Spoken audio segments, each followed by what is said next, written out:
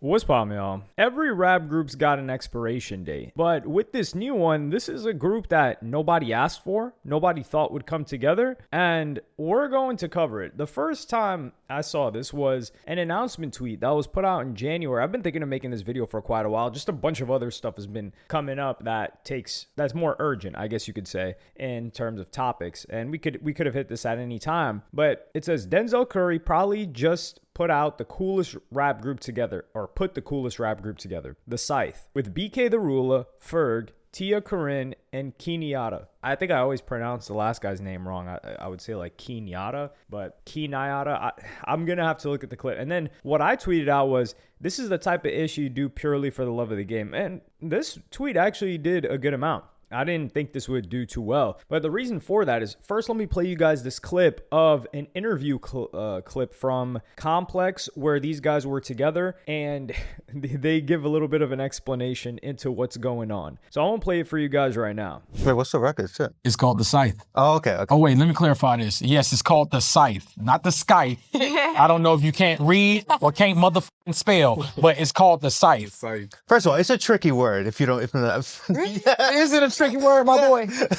You could Google it. Let me start by names just so y'all know who I am. Denzel Curry, you know what I'm saying, representing the Scythe and Ultra Ground Records. You got BK the Ruler, aka Ru Santana. Tia Corinne, right here. You got Kenyatta, other half of Ultra Ground Records, representing the Scythe. My boy, beautiful man over here, aka James. And you got my boy, I Love It, you know what I'm saying, representing Ultra Ground Records and the Scythe. Tell me a little bit about kind of like the recording dynamic. I feel like it's just harder when you have more cooks in the kitchen. Did you find that's true or no? Yes and no. Because when we made majority of these records, like I was on tour, so I was seeing them in different cities, and we've been cooking up in between when I had to go to Europe too. So we came back to New York and even recorded more stuff, and that's how we got Ferg on majority of the project as well. So in a sense of like getting people together, probably was the hardest part, but once everybody was in the room, yeah, it was crazy. Do you guys all have to be in the studio together? Or Nah, we be sending shit back and forth too. Some stuff is like off of something I wasn't gonna drop. Like, you know, I sent it to him and he put it on a different beat, and I was like, wait, it, like you said, it fit perfectly or whatever. Yeah. Nah. We gotta come for the interviewer's head top first. Because how is it a tricky word when, like, Scythe? Do people now remember Scyther, Scizor, or am I just getting too old right now where people... Nah, man, Pokemon is not an old thing. Like, even somebody that's born in 2010 knows what a Scyther is. You're going through season 1 of Pokemon at the very least, and Scyther is season 1. So Scythe, it makes sense. I don't think it's confusing at all. But we're going to go through a little bit of why I think this is such a unique group. Now, number one, let's first circle back to rap groups. What's the last group that you guys can remember that was formed and took off this decade?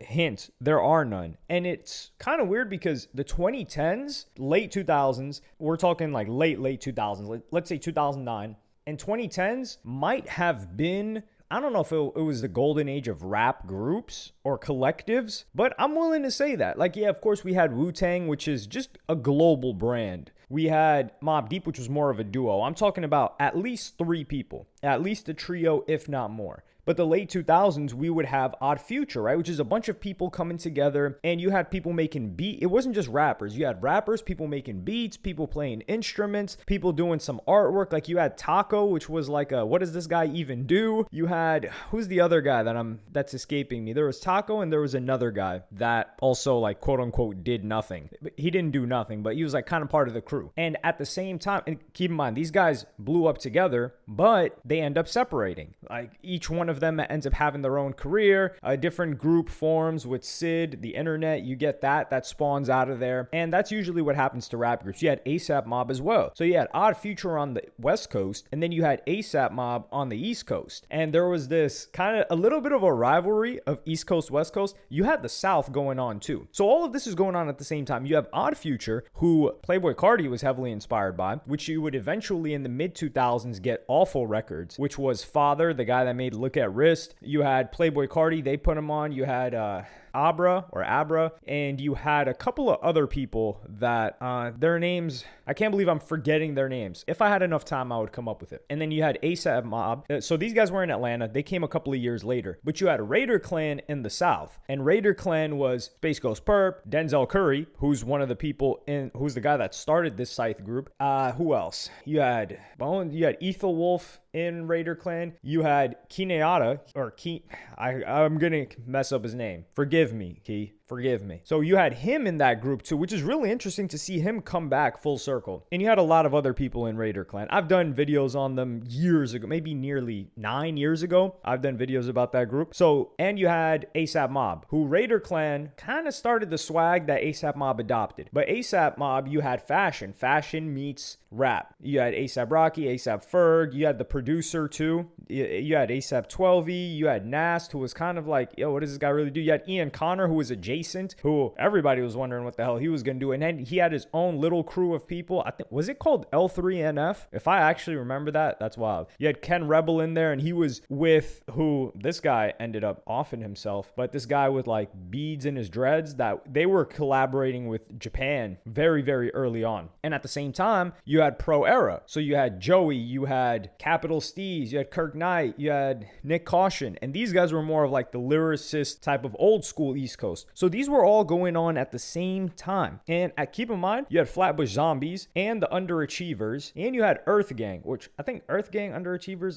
they were different. They were different. So you had all of these different groups, some of them kind of lumping each other together, like Beast Coast. You had Pro Era, Flatbush Zombies, and it was just such a lively era. But the point is, a lot of these groups just fell because each rapper, maybe one gets more successful than the other. He gets a bunch of opportunities. And then, of course, they don't want to hold him back. He's going to chase those opportunities. And the rap group kind of fizzles out over time. Keep in mind, they're forming these groups when they're young teens. Maybe like 15 is when they first started forming the group. By the time they're 22 and they've been through a lot in the industry, they're like, okay, I think it's time for us to separate or go apart, or just like the person's got a girlfriend right now, or maybe a fiance, whatever the case may be. And you also had like fractures happen. So Raider Clan fracture happens, that kind of falls apart. You get Denzel Curry doing his own thing, but then you get Sesh Hollow Water Boys that form with Chris Travis, Xavier Wolf, Eddie Baker, as well as Bones. So they form kind of like their own crew. And then you have All But Six. It's All But Six now, but it used to be Buffet Boys, which was Fat Nick, Puya, Mikey the Magician as a producer, and then a bunch of other people that came from underneath them. And then this is a little bit later. This is maybe mid 2010. So we're at 2014, 2015. And these people kind of all had their own solo careers. However, in the last group, I would say, was Brockhampton. And Brockhampton was a collective that met on a forum. And you had digital artists, visual artists, videographers, photographers. It was like 20 something people. Kevin Abstract, Matt Champion, a bunch of different people coming together. And they were living in a crib. They made this album in the crib. And then they just dropped album after album after album that people loved. Now, they were venturing a little bit outside of hip hop. I don't think too many people would have called them just like purely hip hop. They were kind of hitting this alternative audience. I think that's partially because they were like Kevin Abstract for his second album. MTV 1987 was the first tape. That's how I found that guy. That tape is so fire. Still recommend it to anybody. But he had like American Boyfriend. So he would come out as like, yo, by the way, you know, I'm gay. And then the American Boyfriend album drops. So this brings in a new audience, and it kind of alienates hip hop for a little bit, or actually a lot of it. Because when you tell people Kevin Abstract, especially rap fans, they're like, that guy raps. A lot of people may not even know his name, disregarding how popular he is. J. Cole had Dreamville, and Dreamville did drop some tapes, even in the 2020s, going into the 2020s. And of course, Black Hippie label, TDE. But this was never like a real deal hardcore group. Even MMG was more of a group than these guys. And how could we forget Good Music, which was kind of a crew too. But Good Music, I think, was Ye putting together a bunch of people that had their own successful careers, as opposed to these guys coming up together. And then you had Griselda, which came out late 2010s, like 2018, 2019. And another point to add is that these guys kind of separated. Like, yeah, it's still Griselda, but are they really moving around together? Not really. Migos, even they separated, and then they tried to bring it back for for Culture 3. And then, of course, Takeoff passed away. So, that's done. But the reason why I think this group is so cool is because Denzel Curry has done everything that there is to accomplish and actually, let me give credit to another group that came out in the 2020s, because Coast Contra, these guys, they didn't blow up. They haven't blown up yet. They're still on the come up. One of them was like rapping in Spanish. There was a popular freestyle that happened a couple of years ago, but they had this tape, Apartment 505. I think it was in LA, and they had this tape. This was a good group. They were good. They were meshing that like kind of like more modern production with a little bit like old school raps, but they were a modern crew. Like, you're not going to listen to this music and think it's aged or nah, this belongs in like 2009 or 2010. This is like boom bap stuff. Nah, it's not like that. But back to the Denzel Curry point. Denzel Curry has accomplished nearly everything that he could possibly accomplish as an artist. And we're talking monetarily and everything. And money is one of the reasons why rap groups separate, which is like, hey, we're cutting this up 5 different ways. We're all really popular enough to have our own careers, and we can all make a ton more money like that. And then maybe we'll come back and have our own project later. So money is what separates it. Denzel Curry, he's made a ton of money, and he doesn't seem like the kind of guy that is just splurging out and has ridiculous expenses. So for him to have been on one of the most legendary XXL covers ever, actually, we would have to say it's the most successful XXL cover ever, because it's coming up on 10-year anniversary, and everyone on that cover, except maybe Dave East, still has a successsul career. I mean, Lil Dicky, he kind of retired from rap. I would say Lil Dicky just leveraged. If anybody should get hate, not Post Malone, not Yellow Wolf, not even Kid Rock. I don't even know if Kid Rock was ever hip hop, to be honest. But not MGK for sure. If anybody deserves hate of like, oh, this person used hip hop, it's Lil Dicky. That guy got on with rap, said, I'm done with all that, and then went to comedy and just producing shows and just stopped rapping. So he should be getting a lot more. Now, I'm not saying you should hate on him, but if you're gonna hate on these people, you should hate on Lil Dicky. But I like Lil Dicky. He's a funny guy. So there is no monetary incentive for Denzel Curry to put this group together, and they all have their own individual careers. So BK the Ruler, she's been in this game. She's like underground. She's been in this game for what? 5+ years, since she was very young, 15, 16. She's got her own career. That's a successful career. Now, is she one of the hottest in the game? No. But in the underground world, yeah, she's got a lot of respect. Tia Corinne is a little bit more of a newcomer in the past 3 years. That's when I've heard of her personally. And I haven't heard too much, to be honest. I've heard like a couple of different songs, but I have not dove into her catalog. I think Rico Nasty is somebody that when she blew up, I dove heavily into her catalog. But Tia Corinne, I just don't know why. But this is a good example where I'm listening to these guys' music. So that will probably incentivize me, depending on if she drops a really good verse, to check out her music. That's why it's a good thing for her. And then you have A$AP Ferg, or Ferg. A$AP Ferg has came together for this unofficial duo with Made in Tokyo. That's another, I feel like they're an unofficial duo because they work so well together. They make really good music together. I think they were on Ned Flanders first, which was a Made in Tokyo song. And then he had him on his, was Floor Seats the name of the EP or the name of the song? Or both? I think it was both. No. It's the name of the project. No. It's the name of a song. Floor Seats 2 is the name of the project. Yes.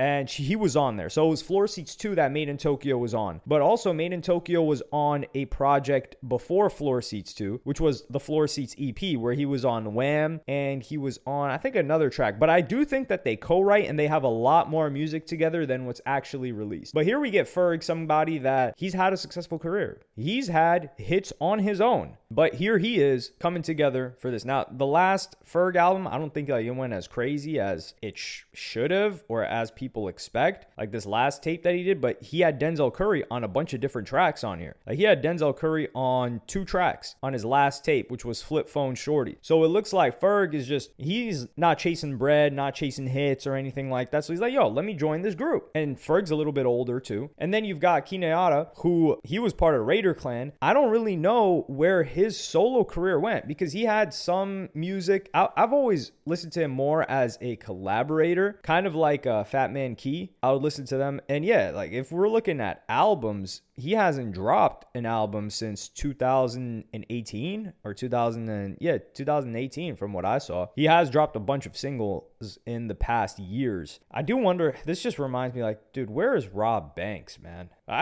Rob Banks is one of the rappers I would actually love to have a conversation with. Just completely off camera, not for an interview or anything like that, because he's such an interesting case of a very talented rapper, just his whole story arc.